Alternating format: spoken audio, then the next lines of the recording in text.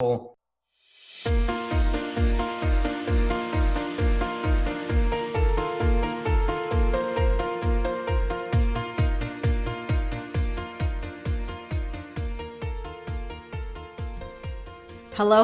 and welcome to KBTalks, powered by the NKBA, the only podcast dedicated to growing and supporting the kitchen and bath industry.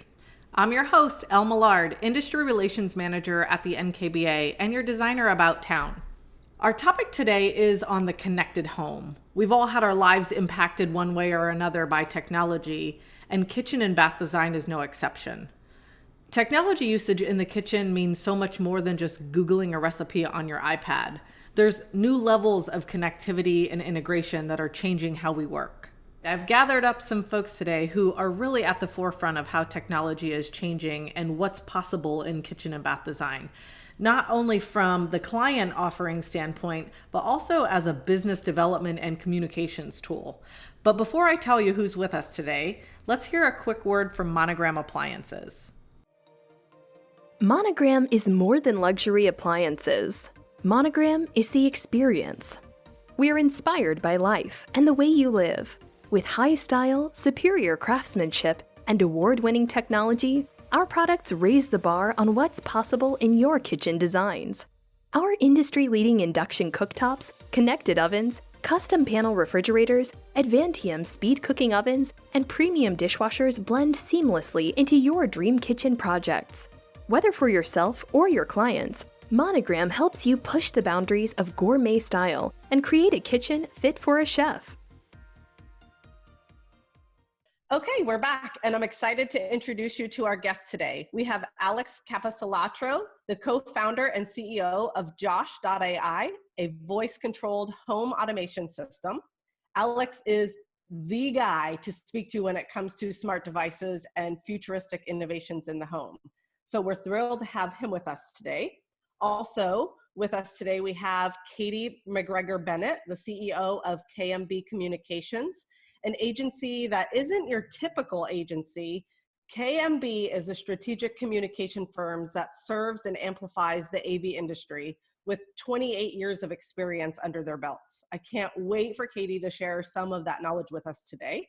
And rounding out our panel of guests is designer Toni Sabatino, owner of Toni Sabatino Style, and the NKBA Manhattan Chapter president. Toni is a leading kitchen designer based in the New York area with a passion for tech and its integration into interior design. So welcome, everyone. Hi, Elle. Hi, Elle. Nice to join you. Hey, it's great to be here. All right, so let's start with Alex. Can you tell our listeners what Josh.ai is all about? Sure, happy to. Josh.ai is a smart home automation company that got launched about 4 years ago with a real focus on artificial intelligence and voice control.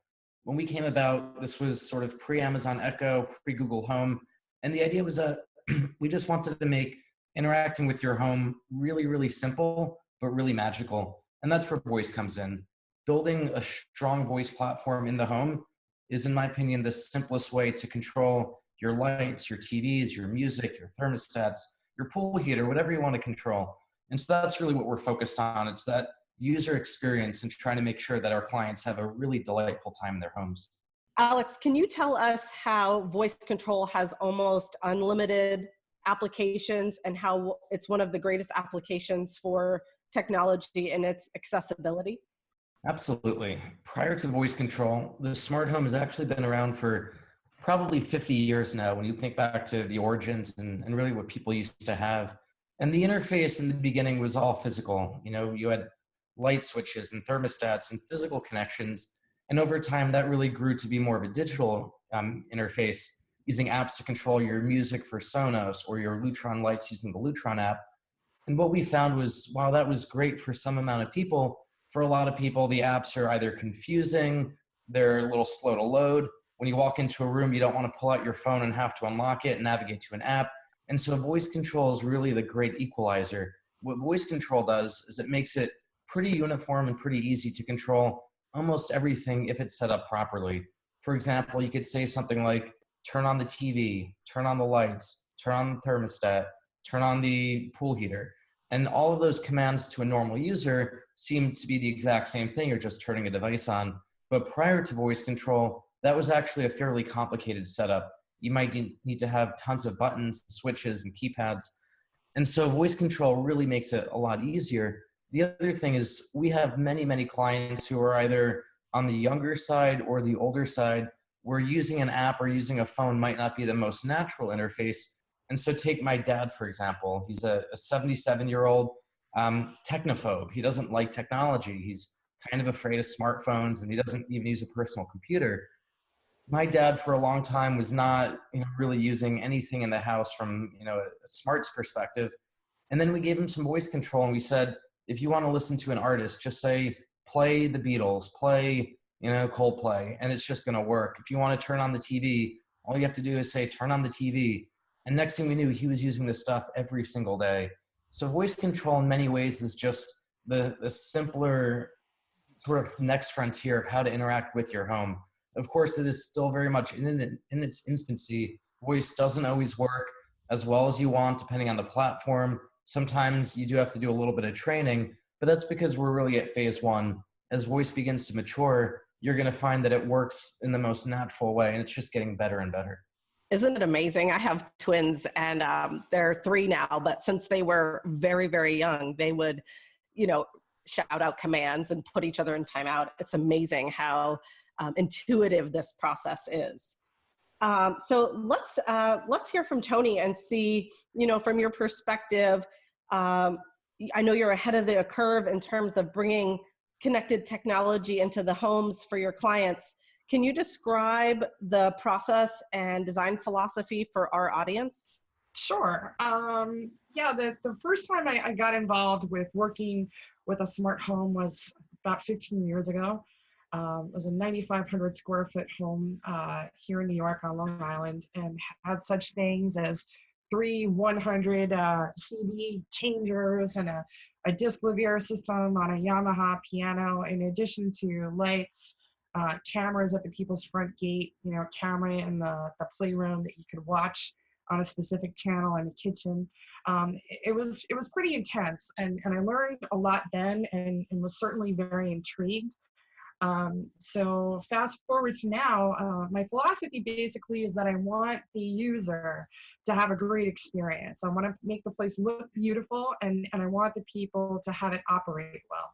And I think as designers, it's important for us to really delve into how people live, how they want to control, their home, their security, their comfort level. And I think we need to have a user experience that really equals our aesthetic. So I will delve into people, and first they'll say, oh no, I don't think I want any of that, but we'll delve into how they live and talk about the fact that they bank on their phone, maybe pay their credit card bills, that they're comfortable texting, they don't always have to talk, and realize how much they use the phone as a personal assistant. At that point, it becomes natural to talk to them about having their phone control more of their environment.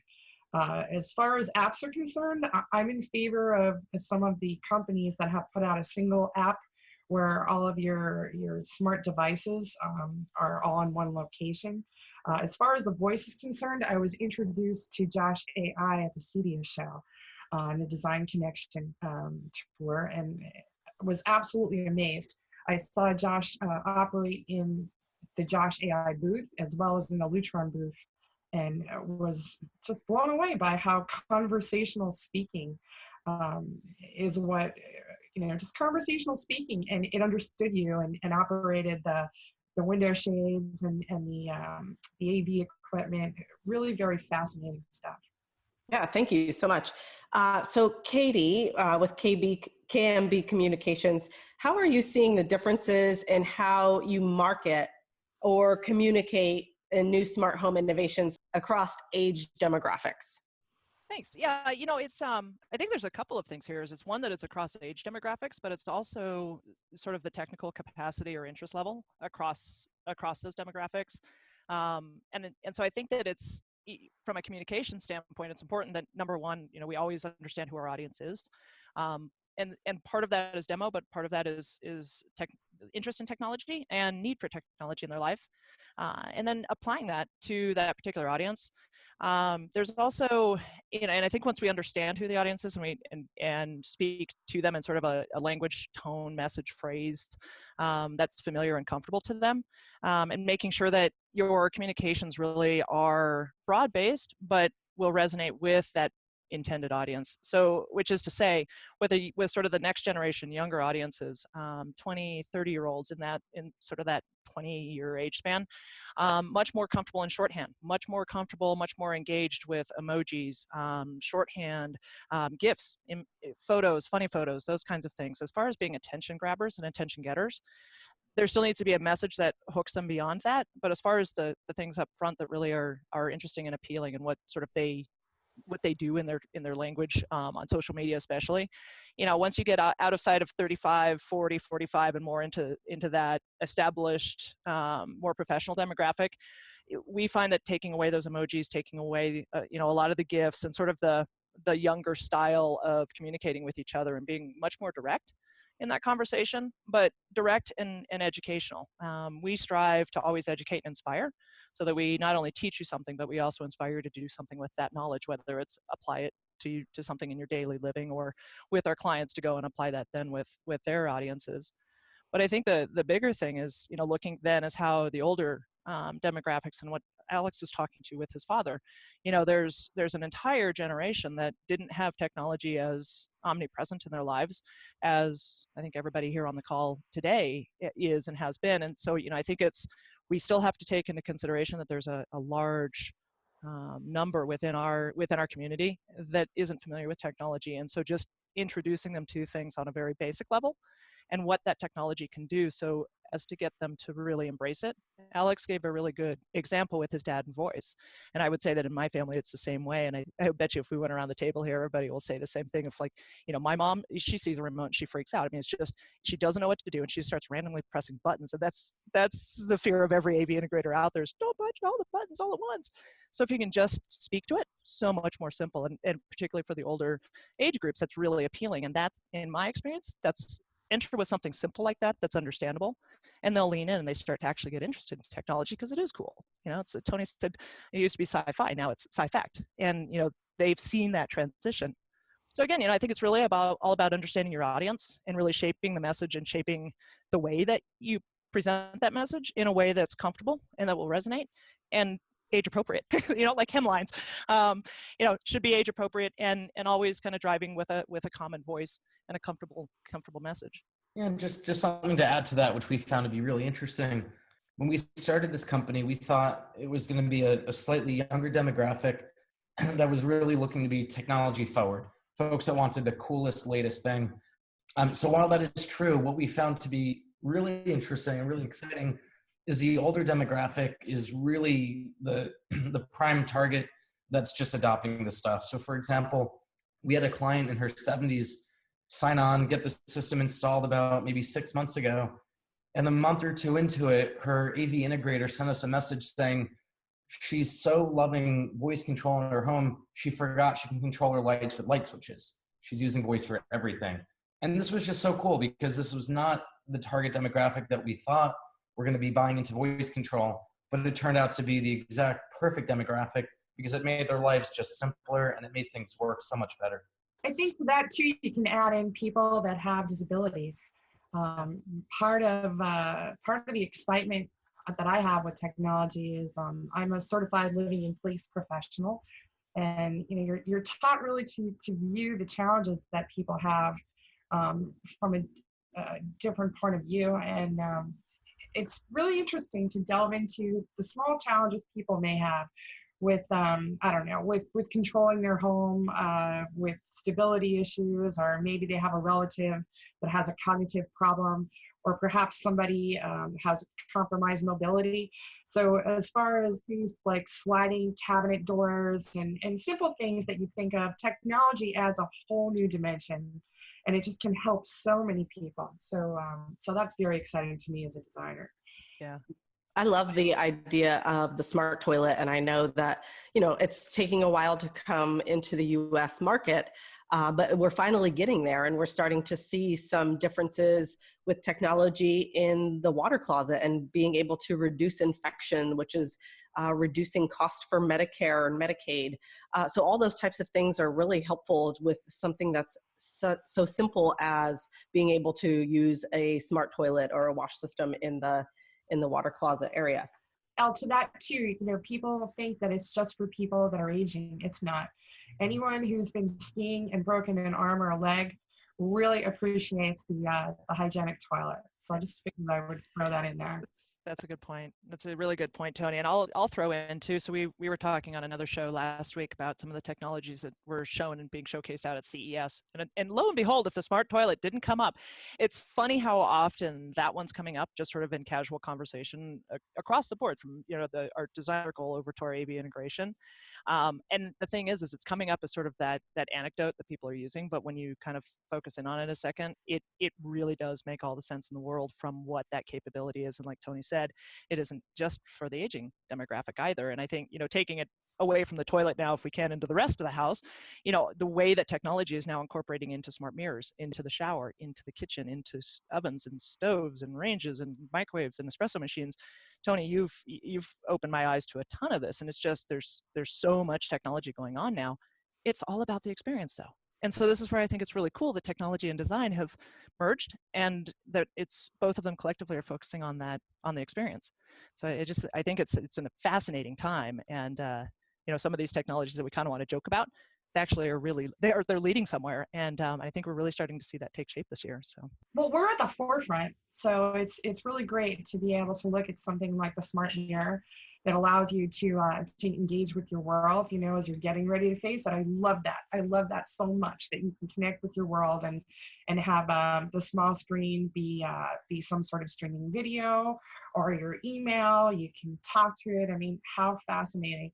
And it's a really interesting time for kitchen and bath designers, because we're in early when the house is open. So, you want to involve someone to integrate Josh into your project. You're right there at the beginning. You're not coming in later with the throw pillows and the draperies. Do you all have suggestions, because this can be so overwhelming for a consumer or other designers, frankly, as to where to start? What is the go-to products that you feel are must-haves when you're specifying things for a client, Toni? Or how are you giving them that experience that is not breaking the budget and still allowing them to be able to utilize technology and adapt as it comes down for future use? So what are some go-to products that you would absolutely recommend for all of your clients? Before the products, I just want to say that designers should also understand, I talked before about the 100 CD changer, right? All that stuff is obsolete. And at this point, we've come to a place where cloud-based technology has removed the fear of obsolescence. And you can start small and you can add. So, you may have Josh controlling one room in your house and then decide you want to add another room. All these things are possible with the wiring correct. And I think Alex can speak a little more to that. But the first place to be is in the lifestyle analysis. Really talk to your clients about how they live. Don't be afraid to suggest the hygienic toilet, if they're skiers or avid athletes, or maybe they have aging parents. So really finding out how people live, what they're passionate about. I've got clients as well that don't want to look at the television. They feel like it's a big black eyeball. And now there's a multitude of choices. You can have the TV show a work of art. You can have something that I love, actually, if we can name names here. Leon Speakers had a really beautiful piece of art that slid up over a television and then slid back down. I've done risers from Nexus that come up out of a piece of millwork. So there are so many fascinating ways to address this. Some expensive, some not so much. And I was pretty blown away by the cost effectiveness of a lot of these devices. The Josh looks like it would be, something that would be a bank breaker, and it isn't. And I say that because it does so much that you just somehow figure it's going to be super expensive. We heard the pricing on some of these things and felt really good about telling the client, you know what, you're investing this much money in your home. So invest this little bit more money in your lifestyle and really make it work for you, for safety, for security, for comfort. That's pretty much how I look at it now. Yeah, and Alex, you're just jumping in. I agree with everything that Toni said. I mean, super spot on. One thing, though, that I think we sometimes miss and forget is I might get excited about a product, or Toni or Katie might get excited about a product, but it's not necessarily right for the client. And so really having a good conversation with the client about what they care about. For example, I have a fairly large home here in Los Angeles, but we don't really do a lot of TV watching. So TVs are not big for me, but we have clients that have 20 TVs or 30 TVs, and that becomes really big for them. That being said, there are a couple staples that we find work in most every home. Music is a really big one for a lot of people. You know, it's extremely emotional. It allows you to set the tone and the mood for either a room or your entire home very quickly. And to that extent, just to name a couple products, I'm super, super happy with what Sonos has done with their new Connect amp, because this is basically a media server that lives in the rack or somewhere that you're not going to see. And then it can get wired to any functional speakers in the home. So in my house, we have these connected to in-ceiling speakers that you don't even see. In some homes, it get connected to really high power, beautiful architectural speakers, but you're going to get the beauty and really the brains of the software behind Sonos, which allows you to play any song, any artist, any album on any streaming service immediately. It's pretty incredible. The other thing that's worth noting is some smart home ecosystems are basically multiple devices that have to interact with each other. So for example, companies like Crestron, Savant, and Control4 do a brilliant job if you live within their walled garden, but they don't always play as well if you want to work with devices outside of their ecosystem. So it's important that you sort of think about the whole home as a full system rather than doing a piecemeal, because you might find that you get all excited about the Control4 app, but then you want to use a different thermostat and they're not going to play well together. Okay. So you have to really think about that. And to that extent, I'm a huge fan of trying to do what this very podcast is all about, and bridge the design professional and the AV professional, because there's so much that we spend years learning and getting trained on and trying to understand that you won't know if you're not really invested heavily in the industry. And so the idea of trying to get an AV integrator and an interior designer partnered up at the beginning of a project, that, in my opinion, is the best way to make sure that you deliver a great experience for the end customer. Yeah, and where do you recommend designers go to source an integrator? It's a great question. And luckily, there are a number of opportunities. It's not necessarily a one-size-fits-all.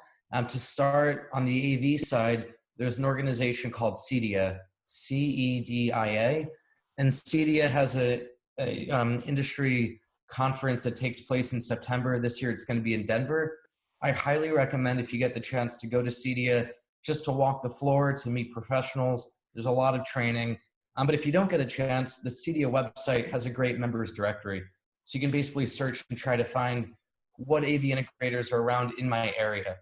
The other thing that's worth noting is there's no clear certification for an AV integrator, and the expertise varies pretty greatly. So when you're looking at an AV integrator, you want to try to see, are they a certified dealer of the various brands that you're working with?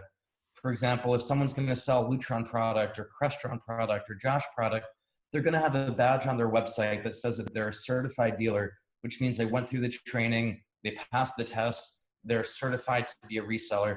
And when you're dealing with dealers who haven't gone through that, it's a much worse experience at the end of the day. Actually, Katie knows this industry so well. Katie, how would you jump in and add some ideas on how to connect with integrators? Yeah, absolutely. So as Alex said, CEDIA is a great place to start. Again, that's the Custom Electronics Design and Installation Association. That's the organization. There also is an annual expo called CEDIA Expo. Takes place typically in September. It's a trade event, and it really focuses on residential technologies, particularly those that have a custom element to it, though as we're all facing, there's more of a mainstream component to everything that we do. So CEDIA was really started with this notion of the custom installation and integration aspect of it, making things a little bit more unique to each individual environment. There also is another organization that you should be aware of, just generally speaking. It's called the Home Technology Association, htacertified.org, and they are similar to CEDIA in the manner that they certify the actual integration firm, but they do so on a number of criteria that's based on business, on the soundness of the business.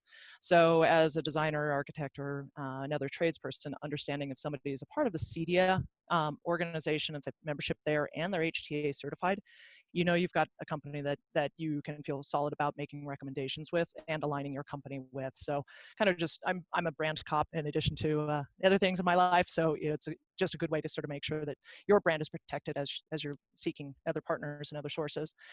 So those are two good ones. And then, there's actually quite a few podcasts out there as well. If you just jump over to iTunes or Google Play, wherever you consume your podcast information, and look for Home Technologies. There's several. There's the AV Life. There's the CEDIA Tech Council podcast, which is run by CEDIA and is I think it's a weekly or a monthly digest of sort of tech happenings and things going on.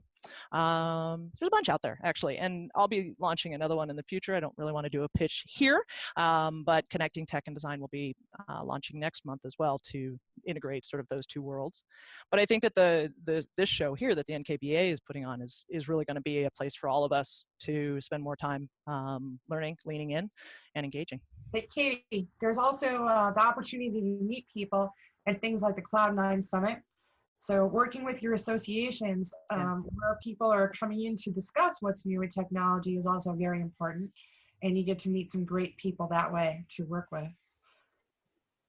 Toni, I know you also do a lot with product development, working with different manufacturers.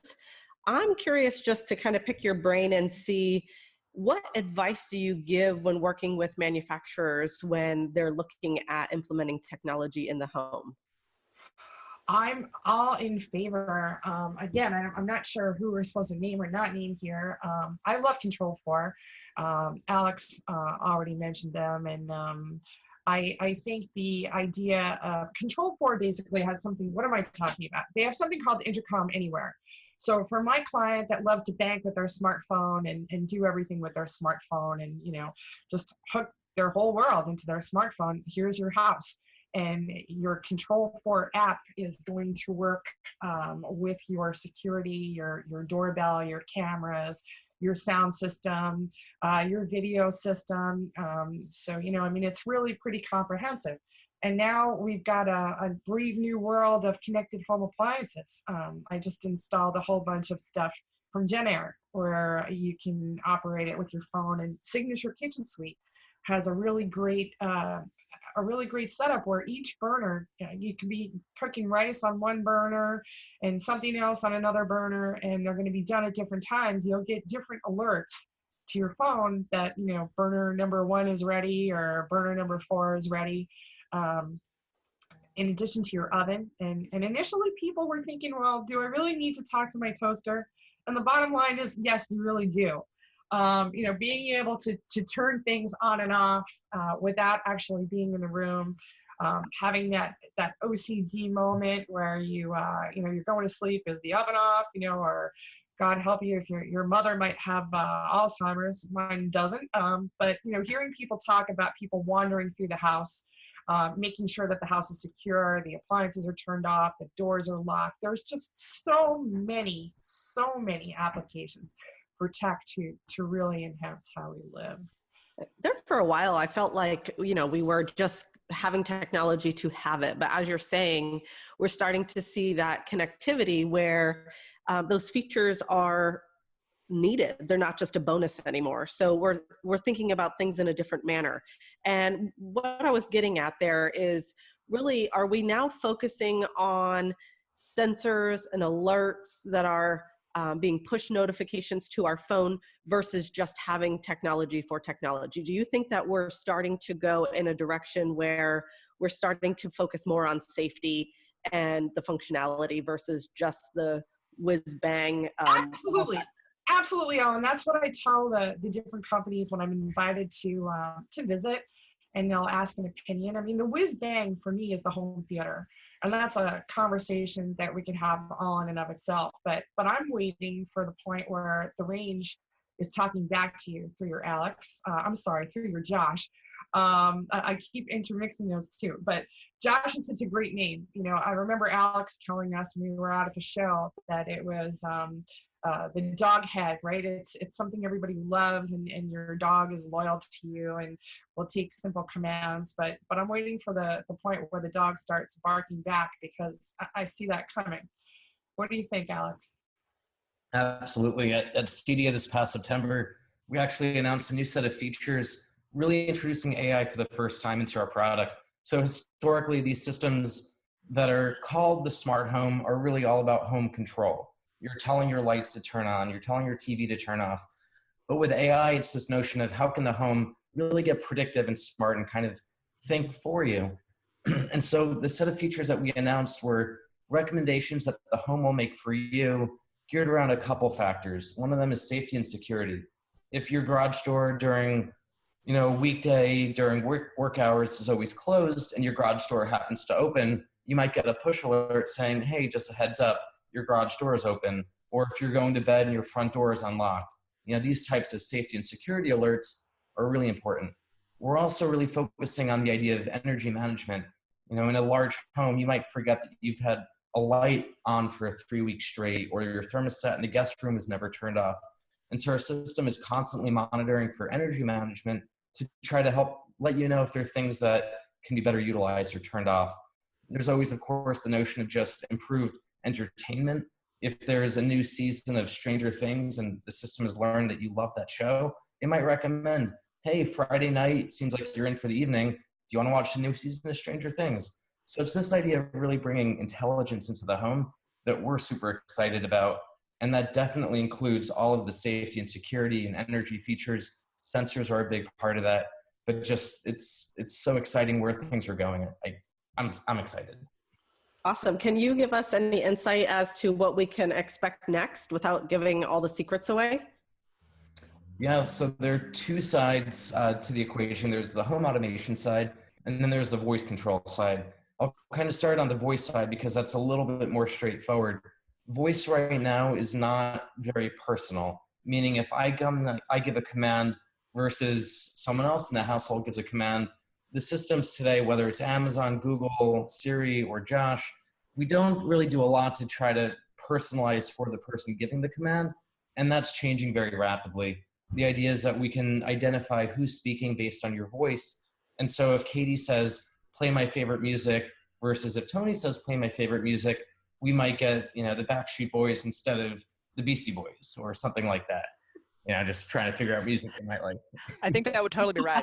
Except if Tony's Backstreet, I'm Beastie. Hey, I was watching Blondie and Alex Costello come to the U.S. in 1978. Alex Costello and Squeak. Anyway, fun conversations. Yeah. So at Josh, we really like this notion of do what I want, not what I say. And it's that notion of just because I say to put on some music doesn't mean that I want a song called some music.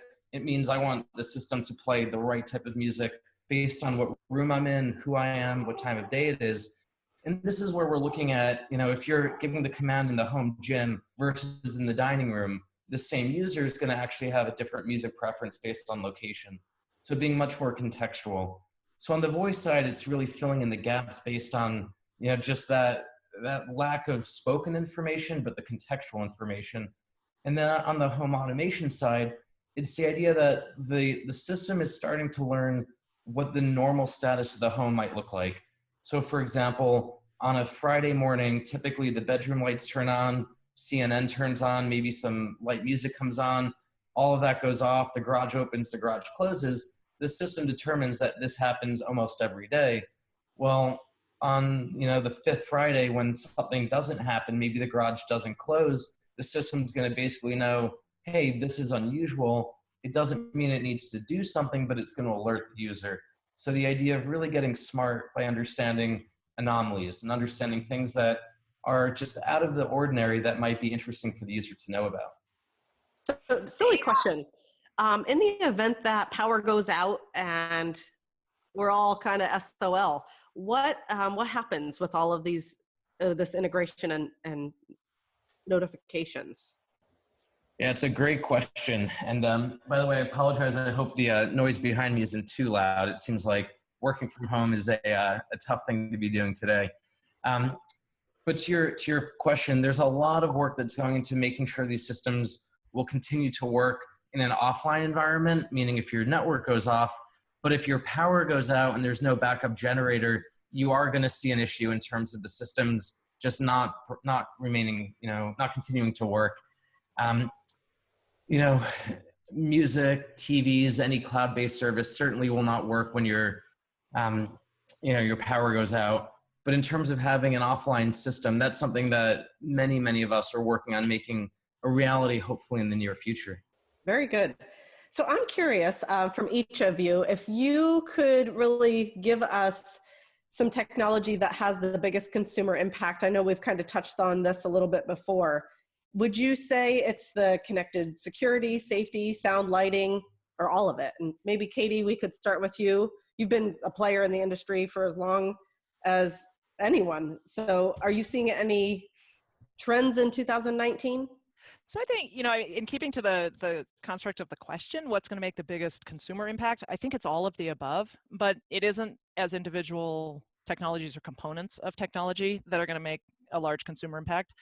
I believe that 2019 is a year where all of the technologies are converging and sort of gelling in such a way that now there's an integration that can happen and that brings the entire technology experience together, which kind of turned into a bit of a jumble there.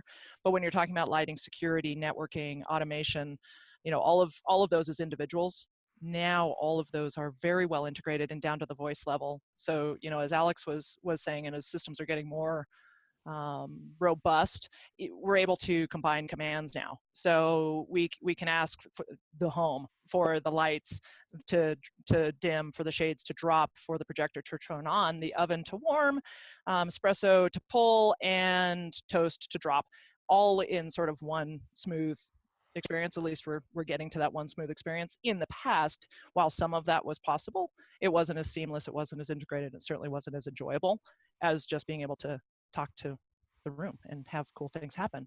So I think just from a consumer impact, it's the fact that technology is now sort of packaged and presented in a way that makes it very easy for most people to engage with, and for those who are really geeky to plus it up a level and get a professional involved to really take it to that next level. And the guys and gals like Alex was talking about, the AV integration side.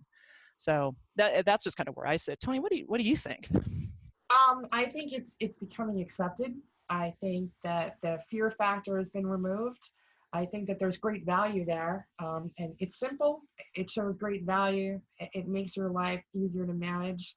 People embrace it, and that's pretty much how I feel about it. It's not just a toy anymore. Sounds good. So each of you, if there was something in the home that you couldn't live without, what would it be? Anything? I'm going to say music. That gives you the sense of being zen. It puts you in your comfort zone, helps set the mood. Yeah, and I think that's what we're hearing is it's about the experience. It's about your lifestyle and what is it that makes those products really stand out for you. Alex, do you have anything specific that you can't live without? I'm sure it's all of it, but. Yeah. I mean, it's definitely the whole package. But if I were to pick just one, it's not initially the sexiest product, but my smart lighting system is just amazing. I use it every day. We have a lot of guests in the house. I can remotely open up my phone, turn lights on, control that. I can walk in, give a voice command. I can dim it, control, across floors, across rooms. It's just a staple. I mean, to me, it's analogous to electricity. It's not the sexiest thing, but if that were no longer a smart system in my home, I would immediately notice an inferior experience. And how about you, Katye? Anything that stands out as something that you feel like you can't live without? So I've just toed in on smart lighting, and I can't give it up now. So yeah, I think I'm all about lighting, and the obsession kind of started early last year. On the AV side of the world, it really became a hot topic, and with Lutron picking up Ketron, it just sort of exploded and came onto my radar. I've had the opportunity to test out a Savant bulb now in my office, and I got to tell you, being able to control my lights just from an app on my phone is awesome. And I want it throughout the house. I want it everywhere. It's amazing. Awesome. We just got back from Germany and learned that they're now having drones deliver pizza and beverages to you. So I'm excited to see where this all goes, and happy that the kitchen bath industry is on the cutting edge of implementing this into the home. So on that note, let's wrap this up. This podcast is on the connected home. Thank you to our guests today. We will be back with another episode of KBTalks powered by the NKBA in just a couple of weeks. Until then, be sure to send your feedback and topics that you'd like to learn more about to nkba@flyingcamel.com. Stay tuned for a quick NKBA Minute. Why belong to the NKBA? The NKBA makes you smart. With membership, you get access to exclusive business insight, design trends, technology and consumer behavior, the facts you need to grow your business, and professional development opportunities to keep you on top of your game. We save you money. The cost of your membership is covered many times over by free or discounted passes to KBIS, research studies, and learning opportunities. Your professional profile on our website is a free marketing tool for you to showcase your best work and get discovered by potential clients. We raise your credibility with certification. Only members are eligible to apply for the industry's most trusted hallmarks of expertise, the Certified Kitchen and Bath Designer designation. Certified designers have the potential to earn more and gain confidence among clients and peers. So, come join the Kitchen and Bath Industry Authority. Visit nkba.org to join today.